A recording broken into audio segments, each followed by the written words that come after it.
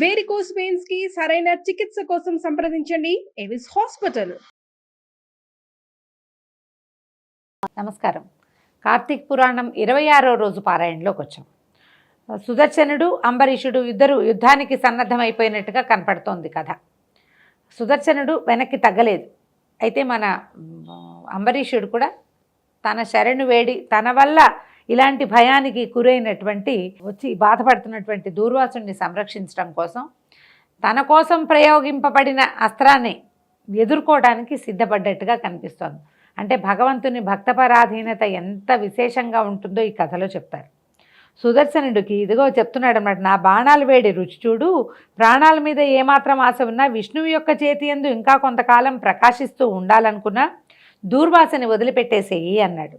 సుదర్శనుడు అంబరీషుని ధైర్యానికి, ఉత్సాహానికి, శరణాగత రక్షణాభిలాషకు, మీదిమిక్కులి అతని యొక్క బ్రాహ్మణాభిమానానికి చాలా ఆనందించాడు. అయినా కూడా అంబరీషుని హెచ్చరించాలనుకుని, ఓయి రాజా, నాతో యుద్ధానికి సిద్ధపడుతున్నావు, నేనేమిటో నా శక్తి ఏమిటో తెలియకపోవటం వల్ల డాబు దర్పాలతోటి నాతో వాదిస్తున్నావు, నీకు నాకు ఏనుగుకి చీమకున్నంత వ్యత్యాసం ఉంది అన్నాడు.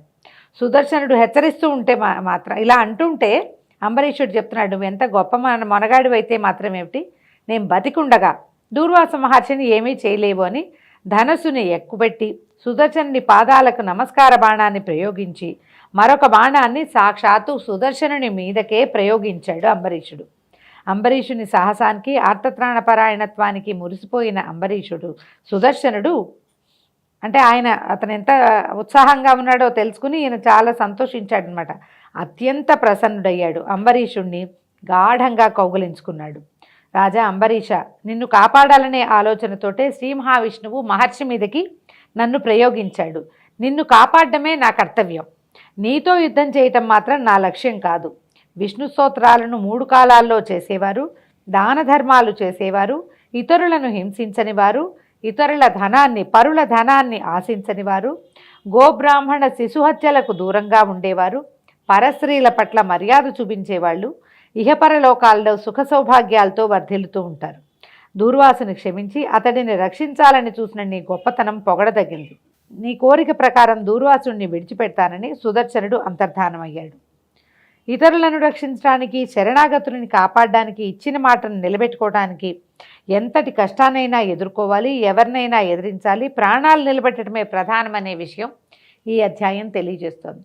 అయితే ఈ అధ్యాయం చిన్నదండి. ఇక్కడ ఒక చిన్న విషయం చెప్దామని, మనం సుదర్శన చక్రాయుధము అంబరీషుడి మీదకి దూర్వాసుడు శాపం పెట్టగానే అది ఆయన వదిలినటువంటి కృత్య వచ్చేసరికల్లా తనంతట తనమే చక్రాయుధం ప్రేరేపింపబడి యుద్ధానికి వచ్చేసిందని చెప్పుకుంటాం.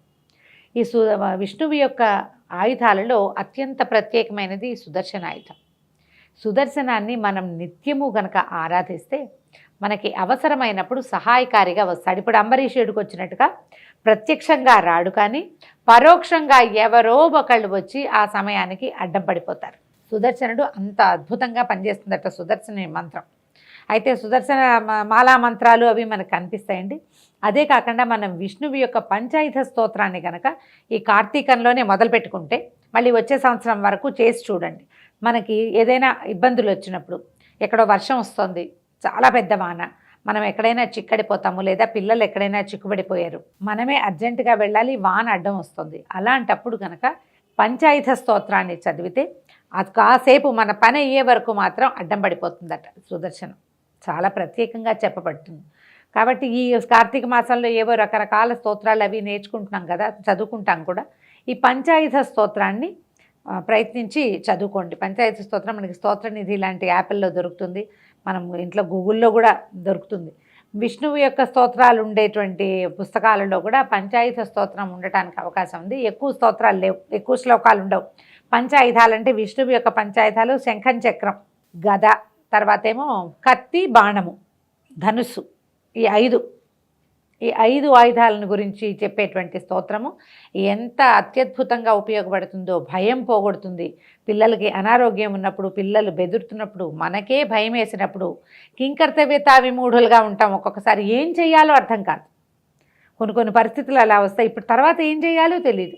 చాలా విపత్కర పరిస్థితుల్లో కూడా ఈ సుదర్శన చక్రాయుధంతో మొదలయ్యేటువంటి పంచాయుధ స్తోత్రాన్ని కనుక చదువుకుంటే ఇట్లా సుదర్శనుడు అంబరీషుణ్ణి రక్షించినట్టుగా ప్రత్యక్షంగాను పరోక్షంగాను కూడా మనని ఈ పంచాయుధాలు రక్షిస్తాయని, అందులో సుదర్శనుడు ముందుంటాడని చెప్తారు. విష్ణు భక్తి కలిగిన వాళ్ళు, విష్ణు సహస్రనామం పారాయణ చేసేవాళ్ళు తప్పకుండా పంచాయుధ స్తోత్రాన్ని కూడా సహస్రనామంతో పాటు ఇది కూడా అలవాటు చేసుకుంటే చాలా అత్యద్భుతంగా మనకి సహాయకారిగా ఉంటుంది. చదువుకుంటే కూడా శ్లోకాలు చాలా అందంగా ఉంటాయండి, మహా రుచికరమైన శ్లోకాలు, వినడానికి మహా బాగుంటుంది. అది 5 ఆయుధాలు ఉన్నాయి కదా, ఆ 5 ఆయుధాల శ్లోకాలని 5 సార్లు చదువుకోవాలి. 5 టైమ్స్ చదివితే ఎక్కువ ఫలితం లభిస్తుంది అంటారు. అంటే 5 లైన్ చక్రంతో మొదలయ్యి ధనుర్బాణాలతో ఫినిష్ అవుతుంది. దాన్ని ఆ 5టిని 5 టైమ్స్ చదువుకుని చివరికి ఫలశ్రుతి ఒక 4-5 శ్లోకాలు ఉంటాయి. విష్ణు సంకీర్తన 1, తర్వాత ఫలశ్రుతి 3. ఇవి చదివితే మనకి ఏ ఫలితం వస్తుందో శ్లోకాలు చెప్తాయన్నమాట. ఆ స్తోత్రాన్ని వెతికి పట్టుకుని చదువుకోండి. ఆల్రెడీ చదివే వాళ్ళు ఉంటే మరింత ఎక్కువగా చదువుకోండి. వాటిని ఎక్కువ సార్లు సాయంకాలం వేళ పారాయణ కూడా చాలా అమోఘమైంది, అలవాటు చేసుకోవాలన్నమాట. అయితే తనని కాపాడమని ప్రార్థిస్తున్న దూర్వాస మహర్షికి అంబరీషుడు నమస్కరించి, మునీంద్ర, నన్ను మన్నించండి. నా అతిథిగా మళ్ళీ మీరు మా ఇంటికి రావడం నాకు ఆనందదాయకం. నా వలన మీకు కలిగిన కష్టానికి నన్ను క్షమించండి. సమస్త ప్రపంచాన్ని భయపెట్టగలిగిన మీకు భయమేమిటి? అకారణంగా నన్ను కాపాడడానికి వచ్చిన దయాస్వరూపులు మీరు. మీ పట్ల నాకు గల గౌరవంతోనే మీకు ఆతిథ్యం ఇవ్వడానికి ఆహ్వానం పలుకుతున్నాను. నా ఆతిథ్యాన్ని స్వీకరించి నా వంశాన్ని కృతార్థులను చేయండి. మొదట కోపంతో నన్ను శపించినా, కోపంతోటో భయంతోటో మీరు మళ్ళీ మా ఇంటికి రావడం నాకు సంతోషాన్నే కలిగిస్తుంది. మీ కారణంగా ఈ మహావిష్ణువు యొక్క అభిమానం నా మీద ఆయనకి ఎంత ప్రీతి ఉందో నేను ప్రత్యక్షంగా చూడగలిగాను. నాకు ప్రత్యక్షంగా తెలిసింది భగవంతుడికి నా పట్ల ఉన్న ఆదరాభిమానాలని మీ వల్లే నేను తెలుసుకున్నాను అని చెప్పి, నీకు పునర్జన్మలు ఏవీ లేకుండా శ్రీహరి సన్నిధిని పొందేటువంటి భాగ్యం కలిగే విధంగా అనుగ్రహించి ఆశీర్వదించండి అని పరిపరి విధాలుగా వినయాన్ని కనపరిచి తనతో భోజనానికి పిలిచాడు. అప్పుడు దూర్వాస మహాముని అంబరీషుని కౌగిలించుకుని, నాయన, ఎవరు ప్రాణాలు కాపాడతారో, ఎవరు శత్రువులకైనా ఉపకారం చేస్తారో అటువంటి వాళ్ళు తండ్రితో సమానం. బ్రహ్మదేవుడి కుమారుడిని, నేను రుద్రాంశ సంభూతుడిని అయినప్పటికీ నువ్వు నాకు తండ్రి వంటి వాడివి, వయసులో నీకంటే పెద్దవాడిని, బ్రాహ్మణుణ్ణి, అయినా నేను నీకు నమస్కరించకూడదు. కానీ నీకు ఆయుక్షీణం కలిగే పని చేయకూడదు కాబట్టి నమస్కారం మాటలతోటే సరిపెడుతున్నాను నాయన అని చెప్పి, నాకు ప్రాయశ్చిత్తం జరిగింది. నేను తలచినటువంటి అపకారానికి నువ్వు చేసిన ఉపకారం వల్ల నాకు బుద్ధి వచ్చింది.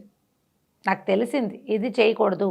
దైవాపరాధం కంటే కూడా భాగవతాపరాధం, ఎవరైతే భక్తిపరుడో వాడి పట్ల అపరాధం చేయకూడదని నా ద్వారా ప్రపంచానికి, లోకానికి తెలియజేసే విధంగా నువ్వు ప్రవర్తించావు అని పరిపరి విధాలుగా అతన్ని చాలా మెచ్చుకున్నాడు. ఆ పూట అంబరీషుడితో కలిసి భోజనం చేసి ఈ విషయాన్ని ప్రపంచానికి, అంటే ద్వాదశి పారణ, ఏకాదశి వ్రత మహత్యము, ద్వాదశి పారణ యొక్క మహత్యాన్ని ప్రజలకి తెలియజేసినటువంటి దూర్వాసుడు తన ఆశ్రమానికి వెళ్ళిపోయాడు. దీంతో ఈరోజు పారాయణ పూర్తయింది. రేపు ఉదయం మళ్ళీ తర్వాత పారాయణలో కలుసుకుందాం. నమస్కారం.